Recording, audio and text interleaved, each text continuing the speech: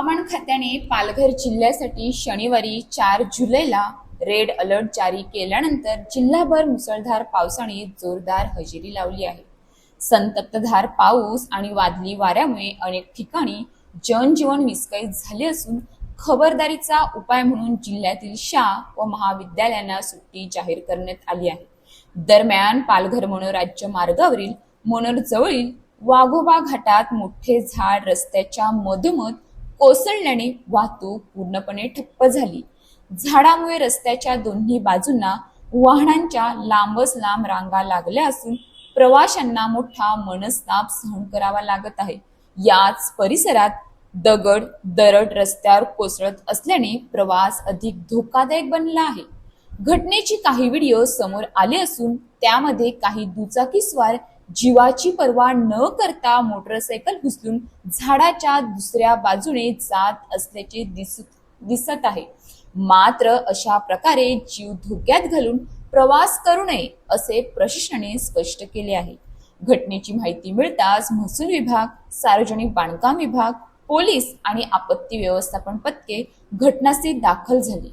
रस्त्यावर पडलेले झाड हटवून वाहतूक पूर्ववत करण्याचे काम युद्धपातळीवर सुरू असून मार्ग मोकळा होईपर्यंत वाहन चालकांनी या मार्गावर जाणे टाळावे आणि शक्य असल्यास पर्यायी मार्गाचा वापर करावा असे आवाहन प्रशासनाने केले आहे।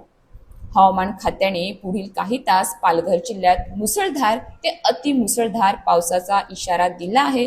त्यामुळे नदी, नाले, ओढे आणि सखल भागातील पाणी पातळी वाढण्याची शक्यता असून नागरिकांनी अत्यावश्यक कामाशिवाय घराबाहेर पडू नये, बंद किंवा पूरग्रस्त रस्त्यांवरून प्रवास टाळावा आणि प्रशासनाच्या सूचनांचे काटेकोरपणे पालन करावे असे आवाहन करण्यात आले आहे।